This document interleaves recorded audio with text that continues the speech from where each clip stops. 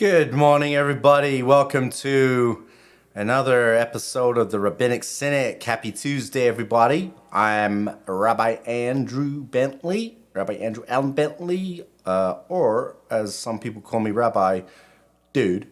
No, some people do call me that. It's a joke, though. It's a joke.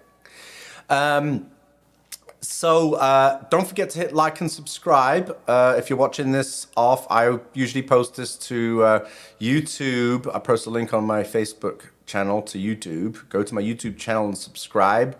Trying to build this up so I can keep doing this during the weekdays. I have some guests on in the future as well. Today I'm going to talk about a couple of things. I want to talk about the research. There was a New York Times article yesterday that talked about, and it was kind of this. It was based on some research that they had done. I don't necessarily knock their research, but it was based on the Hassidic schools in the New York area. Right, so these are parochial schools. These are schools that do get about $1 billion in government funding. So the premise of the research was that the students that are going to these schools are not, they're only receiving about an hour and a half. I'm not wearing my reading glasses, so I can't actually read the Hebrew right there. Let's see. Akesef ma. Oy. Oy, oy, oy, oy, oy. Yeah, yes, I do read Hebrew. Yeah, it's slightly. Yeah, I'll answer that later. It's okay. Anyway, I digress. Rule number one when you do a vlog is don't necessarily read your comments till afterwards, and then you answer them back.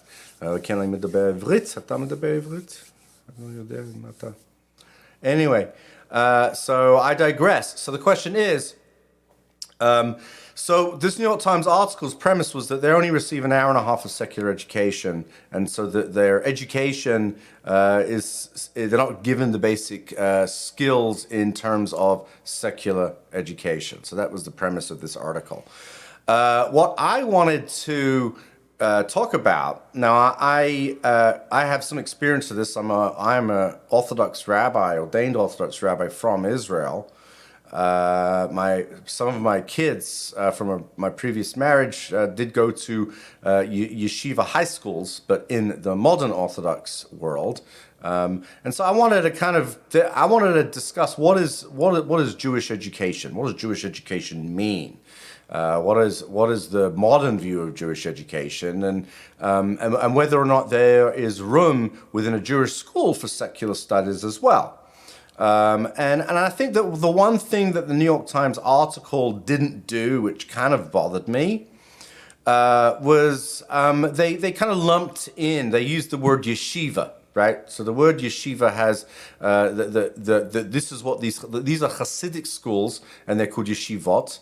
Yeshiva in the Hassidic sense is directed towards men, towards male students, and the article then went on to say that they only between up to the age of about 12 they study these secular studies, and it's a very short period of time throughout the day, and then most of it is spent learning Talmud and Judaism, other aspects of Judaism, halakha.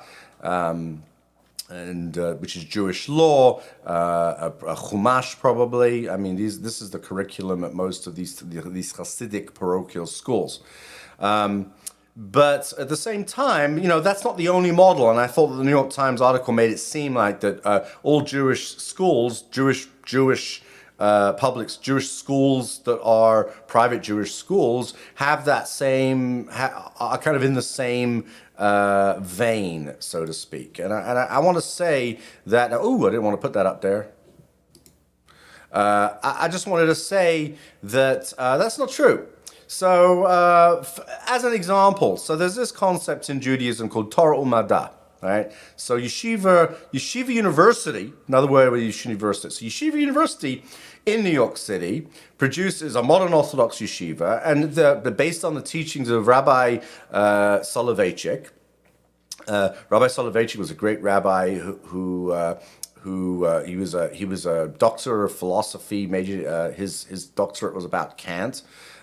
Kant? No, I'm just kidding. And the idea of Torah Umada, or Torah Va'avodah, is that you can only have Torah, and this is based on Maimonides, that learning Torah can only exist when you also study the secular at the same time. That you have to learn both the Torah, you have to learn all the aspects of the Torah, and the Talmud itself is a wonderful exercise in developing your intellect and your ability to argue logically. But at the same time, secular studies are very important. So the Yeshiva University model, which is the model for all modern Orthodox, both in the United States and also in Israel. So you have Yeshivot in Israel, which are modern Orthodox, and people go on from these yeshivot. They go into fields of science and technology, and they become doctors. And my sister-in-law went to my sister-in-law in Israel. She's one of the top pediatricians in the country, right? And she's Dati, right? She's Dati Le'umi, National Zionist. They believe that you have to learn Torah and have an equal balance to secular studies, and you need to live in the real world. And so that's what the New York Times article missed. I think it gave a very bad impression of what Jewish education is. There's a whole reason why the Jewish people, we are educated. This is not just going back all the way from going back to just 50 years ago. The reason why we have succeeded in so many of the fields, I talked about this last week, is because we place such a high value on education. On not just educating ourselves with Judaism, but also educating ourselves with secular studies, with studies which are beyond the realm of education. And as Maimonides as Maimonides points out in his Mishnah Torah, in his book, where he talks about philosophy, then goes through all the different laws. It's one of the bases of Jewish laws. He explains that when we study science, when we study secular studies, we're fulfilling the commandment to understand and know God's creation. I have to, I will say that it's very difficult to have conversations about the role of government in oversight of any religious organizations, but I think to single out a specific group, the Hasidim, the Hassidic Yeshivot, is and I thought that article didn't really balance out fairly that the word yeshiva does not mean that this is, people now are going to think, well, a yeshiva is a place where men just go to study and they're not really given much of a secular education in schools, which is not true. It's not true especially when we're talking about modern Orthodox. I know that there are some Chabad schools. There are other schools which are more black hat, so to speak, black hat Orthodox, which do provide a decent education. And so I think that there was a little bit of a generalization there. Nadler, who himself studied in a Hasidic yeshiva, obviously he's not a Hasid anymore, so maybe there is a bias there in him wanting to do the what? Okay. Sorry, I'm just looking at the comments. Never do that. And so maybe there's some kind of bias there. That said, I know from personal experience with my own kids and other people I've observed that women in these ultra-Orthodox communities may not be given the same level of secular or even Jewish education that men are given. And that's an issue that we have to deal with. And in Israel, it's also a huge issue of certain groups. They don't do the army, right? they don't even believe in the state of Israel. And so, and that's part of the huge controversy that's happening in the with the ultra orthodox political parties in Israel being excluded from the current coalition. Whether that's going to change, that is another issue. So I want to say the idea is Torah umada, Torah and science. The two go together. We're supposed to understand creation. I talked about this yesterday. The idea of being created in the divine image means that we have to understand the rules behind science. The Torah, the living Torah, is ever evolving. Our understanding of it changes with our understanding of science, and so we adapt. The modern poskim, right? The rabbis of the earlier 20th century, including Rabbi Moshe Feinstein, no one would ever accuse him of being a liberal. Okay, I don't know God, really. Yeah, who do you know God? I don't know. Feel 2 knocks in your mouth, then 1 knock. Okay. אתה מדבר עברית, או אתה מדבר עכשיו אתה חושב בקאפס, ככה, שאתה צועק עליי. לא יודע. מה אתה עוסק? מה אתה עושה? מה אתה עושה לי? אתה מבין מה אני אומר? לא? אני חושב שלא. אז אתה לא עונה. All right. I'm not going to speak Hebrew anymore. I'm sorry. When someone asks me if I speak Hebrew, I have to ask. Oh, my. Oh, my, oh, my, oh, my. You gave Noah the plum. Okay. So anyway, so I'm digressing here. I'm gonna go over here. So I'm gonna get this. I have ADHD, so I get distracted, right? But the key is Jewish education is very important. Secular education is very important, and it's a central aspect of what Judaism is all about. It's not just about learning the Torah. And I saw a friend of mine, one of my colleagues, who we went to rabbinical school together, and he made an interesting point. I mean, no one talks about this, but you come to the United States, and there are so many Jews in this country who are not educated with Judaism. Jewish education is extremely important. There's a lot of Jews out here who don't have a basic understanding of Judaism. One of the reasons I first came to the United States, I was a shaliach from Israel to help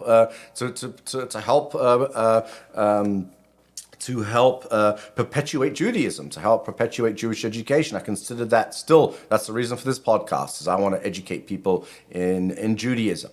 There's no right way or there's no wrong way in Judaism. There's a lot of interpretation. We don't take the Bible literally. But at the same time, I think it's important to emphasize this concept that Maimonides, that goes back to the very source, Aikar, the very source of the Jewish people, and that's that focus on understanding da'at, this knowledge that we should have of the world, the knowledge we should have of science and technology and art and nature. This is inherent to Jewish education, is that we don't just learn the Gemara, we don't just learn the Talmud and the Mishnah, which I believe is important to understand the Torah and the commentaries and our history and our philosophy as a Jew. But at the same time, the only way you can really apply it is through Torah v'avodah, is through working it, is through your application in the real world instead of hiding yourself away. And that's my opinion on that. Again, I think the New York Times article was, I thought it showed some interesting aspects, but I don't think it was really that balanced. And I think people might have got the wrong idea from it about what the overarching view of Judaism really is. And it's not just based on that Hassidic community, but there are many different Hasidic communities who do place emphasis. I know plenty of Hasidim who are doctors and scientists, right? So let's not lump everybody in with that. But yeah, if there is a situation where people are not being educated, that is something that has to be understood. But what are the motivations behind the people who are trying to understand that? That's all I'm saying. And at the same time, I also agree that you have to, there are generalizations, and it's very difficult when we talk about we're such a small minority of the world, and America. As soon as it's brought up, we're all lumped into that same category. And that's something I would like to, I wanted to clarify. We can talk about it later. I'm going to go through those comments because I'm not wearing my reading glasses to see what was stated in those comments. I could wear my reading glasses, but it just messes with the focus. Anyway, so I'm not enough with my soapbox about Jewish education. Obviously, this whole purpose of my podcast is Jewish education, right? And to talk about cultural issues and to talk about, because I'm a big sci-fi fan, right? Torah umada, Torah and science, right? Sci-fi is a reflection of what science could be. And so I just wanted to I got a couple of my favorite shows, and I watched She-Hulk.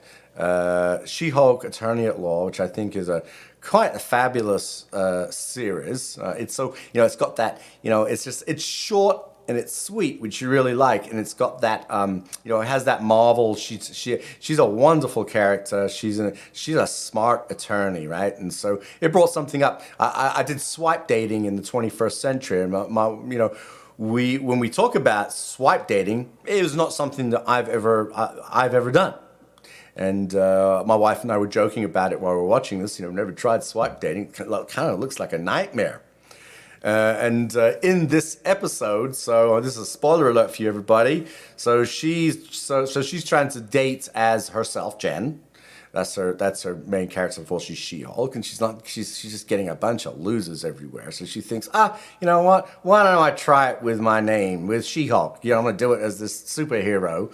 And that doesn't really go well either, which I think is kind of funny. Funny and not funny because it kind of illustrates the world that we live in that has become so superficial in a sense, right? I met my wife in a bar. And we had a night. Isn't that the old-fashioned way, or through friends? I mean, through friends at a bar. That's the old-fashioned way of meeting somebody. I'm sure people still meet and fall in love that way as well. But I think it highlighted the kind of superficiality of the world that we live in today. The fact that that she had the same issues, whether or not she was the famous She-Hulk, right? She attracted a whole different type of pretentious person, or when she was just the regular attorney Jen, and obviously they're gonna go somewhere with this, right? They're gonna go to that point where someone's gonna love her for who she is, which is at the end of the day, what do we really want? We got to get beyond what you see, and I talked about this, the Shema. That's what the High Holiday is all about: is listening rather than looking. Rather looking with your eyes, but rather listening with your heart. And so, as they broke the fourth wall, I loved that idea of them. They're always breaking they're doing it more and more in this season. They're looking at us and saying, "Well, what am I going to do about it? Right? What am I going to do about it? I don't know. What's she going to do about it? Well, we'll see." And I'm not going to give the end of the episode away because that really is a spoiler alert. But at the same time, I just thought that was an interesting observation that this episode made. And I think the writing on the show is absolutely wonderful. So with that said, everybody, Torah umada, education and Torah. It's very important. Secular education and Torah go together. It is intrinsic to Jewish law. It is intrinsic to the philosophy of Maimonides, which is basically the philosophy of modern Judaism today. So I don't want anyone to think that Jewish schools are not, do not have those high levels. These schools we're talking about are exceptions and not the rule. They are a throwback to a different time.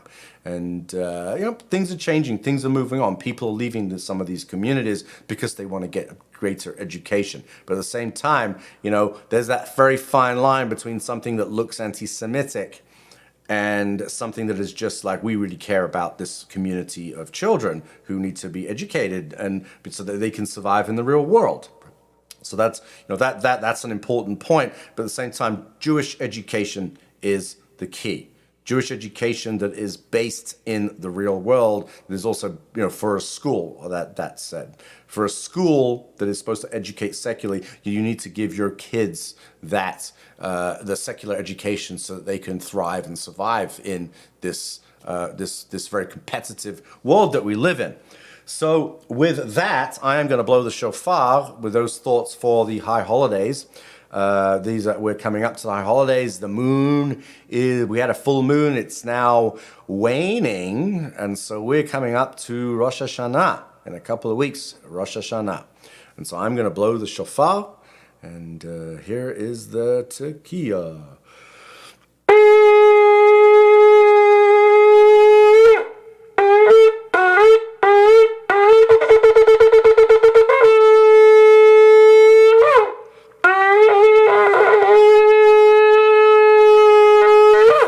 Everybody have a beautiful Tuesday, and I'll see you tomorrow for Hump Day. Live long and prosper.